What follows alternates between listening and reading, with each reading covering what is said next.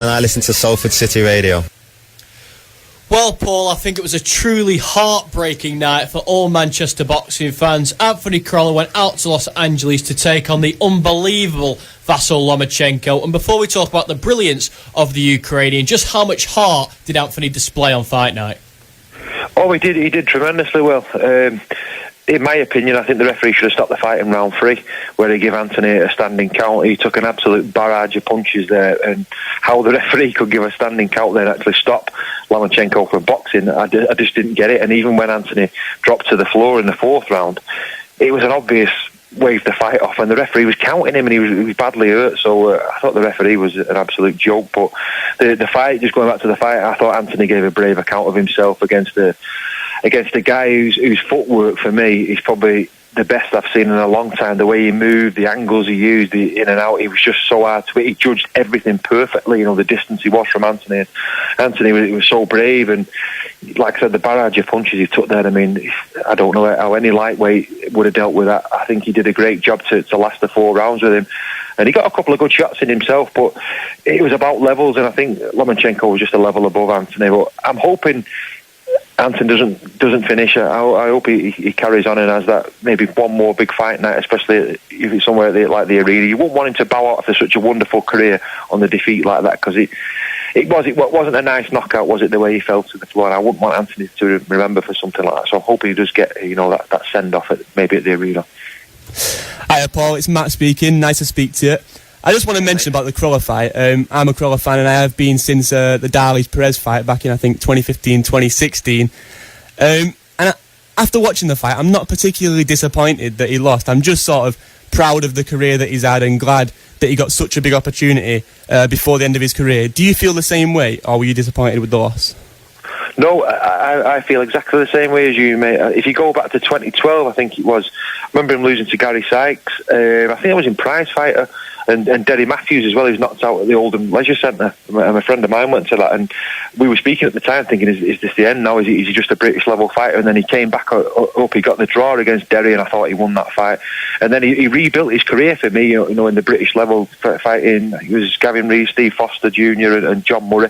And he seemed to just climb the ladder, and then the opportunities opened up. Obviously, he had that terrible incident with the burglar, and that knocked his career back. So he'd had big knockouts at British level, and then all that to deal with the burglar, and then he still rebuilt his career. Got back to the European level, beat Darley's-Perez, and defended his title against Ismael Barroso. So he did absolutely fantastically well, and he's never shirked anybody in his career. You look at the Linares fight; he gave a good account of himself over 24 rounds against Jorge Linares. Lost both the fights, but gave a great account of himself. Came back again, and earned this world title shot against Ricky Burns and Dowd Jordan and Edson Ramirez, who he beat on the way to this title shot. So you can't fault Anthony Crolla. Never ducks anybody, and he's had, it's been a comic sort of book career really for him, hasn't it?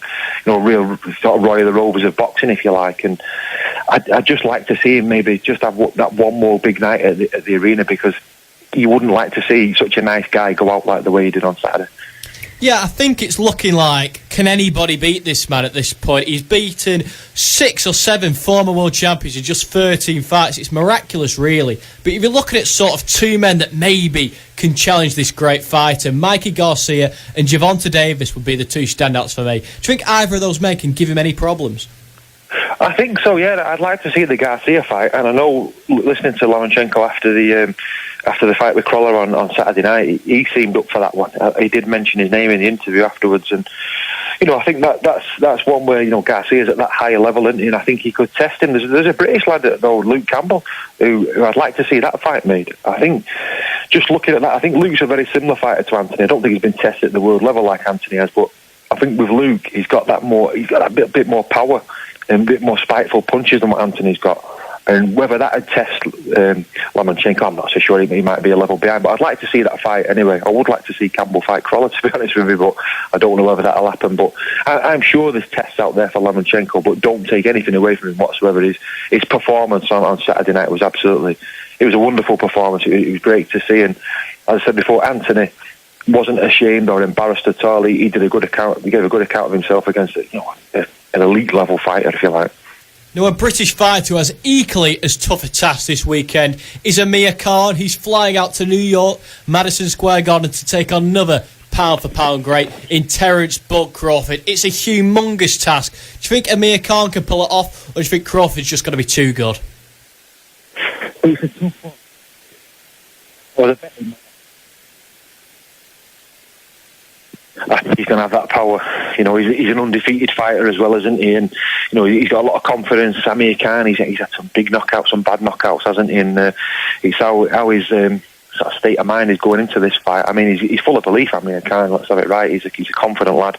But I think, you know, going over to New York for this fight, it's a very tough ask. You know, sometimes with these fights, I like to look at what the bookies say, and the bookies have got the money, the smart money's going on Terrence Crawford, and I think he'll edge this one. Last boxing question of the day for you, Paul. There's a big fight Saturday night at the O2 Arena. Dave Allen, the White Rhino, versus Lucas Big Daddy Browne. Dave Allen, the British fighter. Do you think there's a way that, you know, he's not taking his boxing career overly seriously, but he's trained really hard for this fight? Do you think he'll get the victory? Or do you think Lucas Browne, the big Australian former world champion, do you think he's going to roll back the years on Saturday night? I can see this one. I think Dave Allen's got the tools and the power to beat Lucas Browne. I hope he does, to be honest with you. Nothing against Lucas Browne, but I'd like to see the British man win. And, you know, there's some good fights out there, I think, for Dave Allen. I'd like to see Dave perhaps fight David Price. I think that'd be a good fight, a good British level fight. And they're the kind of fights I like to see. You know, the domestic dust-up. So he's definitely got the power to trouble Lucas Browne. That sort of right hand over the top that he likes to throw, that could knock anybody out. That really could. And I know there's been questions over Dave Allen's fitness and his dedication to the sport, but what I've seen over him since his defeat to, I think it was Tony Yorko, the Frenchman, since that defeat, he's come back and won his last 3 fights and been very impressive as well in those fights. So he seems to have a change in his mindset, and I can see him getting the win against Lucas Browne this week, and I think he'll knock him out, to be honest with you. Thank you, Paul, for joining us on the Sportszone this week. It's excellent as ever. Next up on the programme is the UFC. Hello, this is David Sullivan Jr. You're listening to Sportszone on Salford City Radio. Yeah, a huge night at the UFC in Atlanta last weekend. Max Holloway fought Dustin Poirier. What did you make of that, James? Yeah, me and Wardy talked about that fight last week on the Sportszone, and I think we both got it wrong. We both predicted that Max Holloway, coming up from 145, one of the pound-for-pound best, we thought he'd both get the better of Poirier, but we were wrong, and we were wrong in a big deal.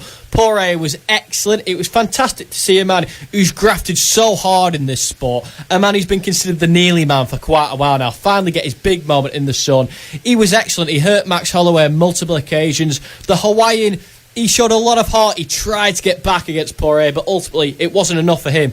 Poirier now holds the interim title at 155, and I think he'll be the next opponent for Khabib Nurmagomedov. Can he win that fight? It's going to be difficult, but he's got a good ground game. He's got heavy hands, and he'll be fancying his chances against the Russian. Yeah, and there was another big fight between Kelvin Gastelum and Israel Adesanya, and also some controversy around TJ Dillashaw. What did you make of that?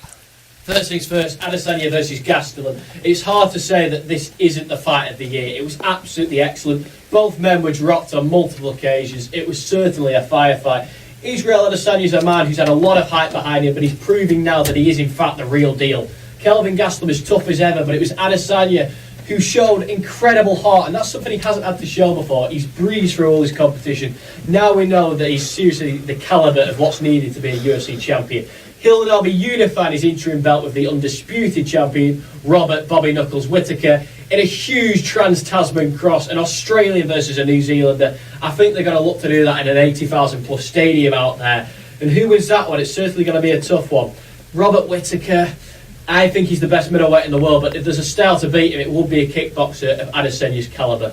And we're looking at that drug issue that you've just mentioned with TJ Dillashaw. He's tested for EBO, which is a drug that can only be taken via injection. It's the same thing that Lance Armstrong popped for. It's a disgrace. It's not good for the sport. He's admitted to it, which I think is commendable. A lot of people lie about that. But he's still taking the drug. It's still an issue. He more than deserves that 2-year ban. It's not a joke sport. It's combat sports. You're trying to hurt each other. Nobody deserves an advantage. And I feel that the USADA have given the right decision by that 2-year ban. Anyway, coming up next on the Sportszone, we've got the darts. I'm Wes Brown and I listen to Salford City Radio. Okay, it was a terrific weekend in Liverpool in the newly named M&S Bank Arena. And to kick it off, Rob Cross defeated Snakebite Peter Wright 8-5, and he just looked absolutely relentless, didn't he, Cross? Yeah, he's a man we've talked about so much over the course of this season, and to beat Peter Wright 8-5 is a huge win. He just rolls on, and when he gets in that form, I was saying to you earlier, James, I honestly don't think there's anyone that can beat him, Michael Van Gerwen included. Would you agree with that? Potentially. I mean, Rob Cross is now top of the table and he's a point clear of MVG, and those two men will be playing each other this week in Cardiff, and we'll get onto that a little bit later in the section. Anyway, Gerwyn Price, the Welshman, defeated Mensah Suljovic 8-5. It was a bit of a weird one, this, because Gerwyn sort of dropped off the paces of like Mensah Suljovic has been performing brilliantly. So were you shocked by this result? I wasn't so much shocked because it was a case of who showed up on the day, which is what I said last week about the game. Gerwyn Price is someone who had a great start to the season, while Suljovic is someone who had a great sort of middle section of the season. But they're both at a similar level in terms of ability, and it was a matter, in my opinion, of who showed up on the day. But I just want to move on to some of the games coming up at Cardiff this Thursday. We've got an absolute mega clash between Rob Cross and MVG. What do you make of that, James? Well, it's certainly an interesting one, isn't it? The Dutchman will most certainly be wanting to win it, and he needs it. For the last few years, he's topped that Premier League table. Over a certain length of time, he's proved his dominance. And for the first time in a long time, he's really being challenged by Rob Cross, who I think is the likely one to top this year's Premier League. I think he'll win on Thursday night in Cardiff. But what's going to be important to see this week is Gerwyn Price against Michael Smith. Michael's really been struggling, but Gerwyn's got to have that home crowd behind him. Do you think this will be his chance to produce an excellent performance? Yeah, potentially. I think he's someone that's had a good season. Michael Smith has been particularly inconsistent, really, over the course of the season, and I think we're both agreeing saying Michael Smith is probably going to go out in this second stage. Gerwyn Price is someone who's brought himself back to prominence this season after a tough season last season. I don't even think he picked up a single win. So I fancy Gerwyn Price to win that game comfortably. If you look at the Premier League table now, it's definitely wide open. You've got Rob Cross and MVG way ahead of the pack. Peter Wright and Michael Smith, who are slightly behind. But James Wade, Gerwyn Price, Mensah Suljovic and Daryl Gurney are all on 12 points. It's certainly up in the air, this campaign. Yeah, it really is, and we've been saying all along that you can't really pick who's going to be there on finals night besides Rob Cross and MVG. Wade, Price, Suljovic, Gurney, they're all in contention. Even Wright on 9 points, he's only 3 points behind. That's a couple of wins away. There's definitely still potential. So it's going to be an exciting last couple of weeks to see who finishes there on final night. That's all the darts coverage we have for you today on the Sportszone. Up next, we're going to be talking all about the football. Hello, this is David Sullivan Jr. You're listening to Sportszone on Salford City Radio. Well, what a great week we've had football-wise. Salford City winning 3-0 against Maidenhead. Matt, what a big win for Salford. Yeah, it's a huge win, and it's nice for them to have a win in that fashion. They've won the last few games where it's been a late goal or they've struggled and had to claw back. But to have such a comfortable win and pick up an early goal, be 3-0 up at half-time and defend well, it's sort of the ideal situation. It was a great performance, really, from the Salford team to pick up that crucial win at this stage of the season. I had the pleasure of speaking all about the game to Graham Alexander. Here it is. Graham, a big day today and an even bigger win. You must be ecstatic. Yeah, certainly am. It was important that we continue on our winning form, and we did that very well today.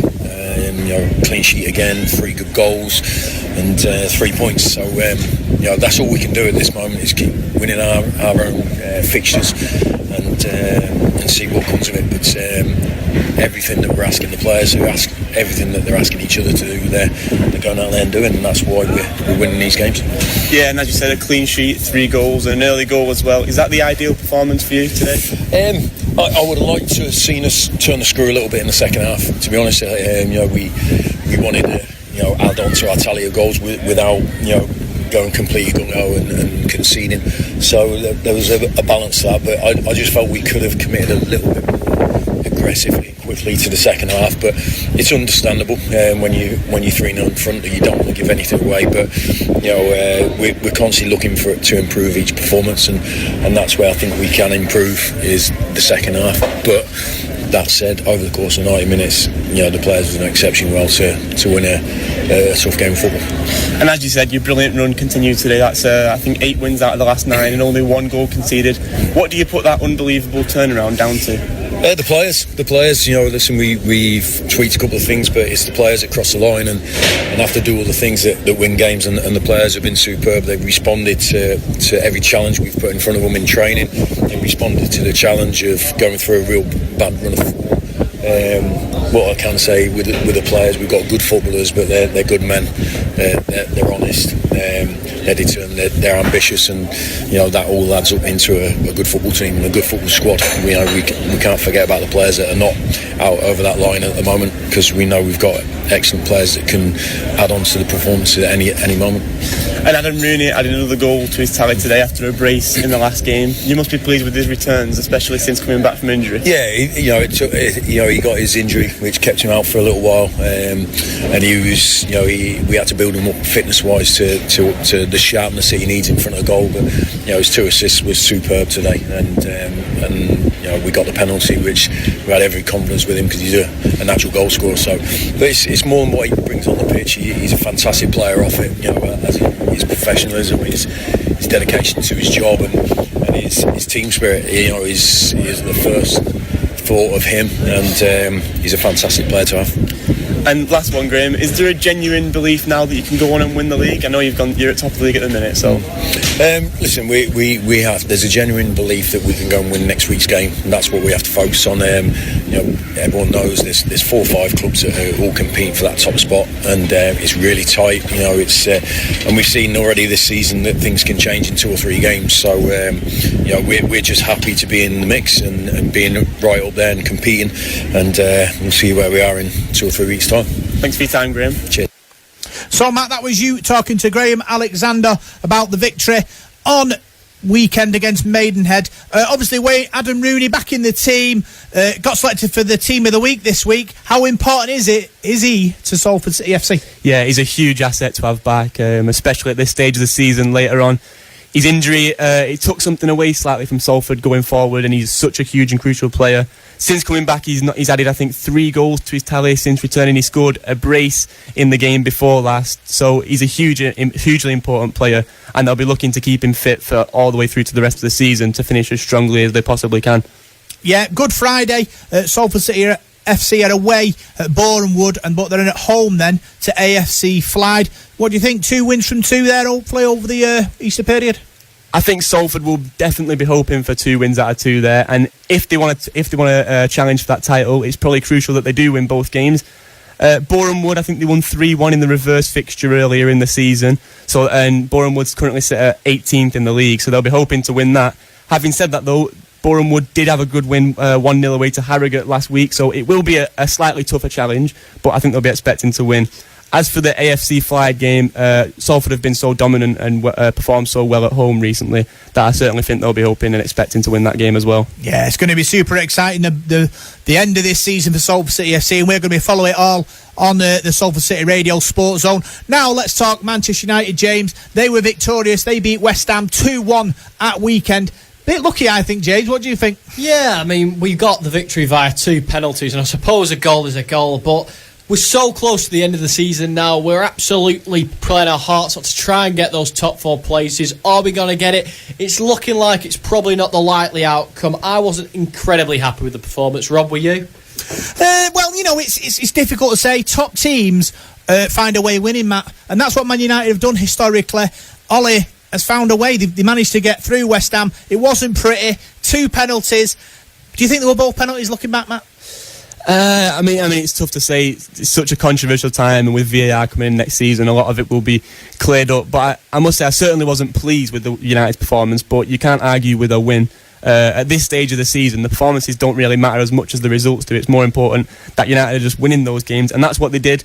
I think Pogba played a lot better against West Ham, which is good to see, and it'll be crucial for them tonight if United are to pull off a miracle tonight. So yeah, I wasn't overly pleased, but I'm just glad they won. The big players come up in big games, James. Pogba with the 2 penalties, De Gea with some world-class saves. That's what the big players do. in big games, they come up with big moments. Absolutely, you're the best players in the world if you can produce it on the big stage, and they definitely did.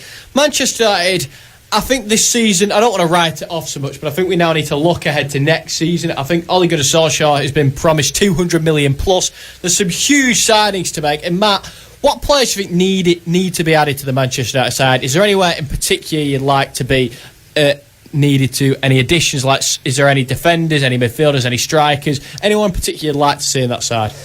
Yeah, I think it's crucial that United sign a right back and a centre half as well. I think they definitely need a right winger added to that, a fast right winger that can beat his man, that can go down the right hand side and be a threat from that side, because they've got Marshall, Lingard, and Rashford who can all play on the left. They just need someone on that right hand side, someone similar. There's been a lot of talks of Jadon Sancho. I'm not overly certain if he's the right person, and a lot of talks of João Felix as well, who scored a hat-trick against Frankfurt in the Europa League in the game just gone. He's meant to be a great young star coming out of Portugal. He could be a good asset. Defensively, it's hard to say. You know, people have been talking about Koulibaly and Harry Maguire added to the list, and they're both two options that could add some real physical prowess to the back four. But I'm hoping that the United scouts know who they want to sign more than I do. I just know that they definitely need to add 3 or 4 players if they want to be serious challengers for next season. Yeah, big game, obviously, coming up at weekend. We're Everton away, James. We need that. We need to win, don't we? Big games like that, you need to win games. Absolutely. Merseyside is never an easy place to go. The fans are very passionate up there. But Manchester United are the better side, and I think they'll be getting the victory against Everton. Yeah, it's going to be interesting, Matt. Yeah, it is, and it'll be a crucial win for United, given the teams around them, how close it is. I don't think United can really afford to lose a single game until the end of the season if they want to finish in the top 4. They can go above Chelsea with their game in hand, and if Arsenal drop some points, they can go above Arsenal as well. Arsenal have got some tough games against Leicester away, Wolves away, Burnley away. But United have the toughest run-in of all of the teams competing for those top 4 spots, and they're going to have to really pull out some top performances soon if they are to finish in that top 4. Yeah, let's talk about Man City now. James, they beat Crystal Palace 3-1. Easy peasy for City.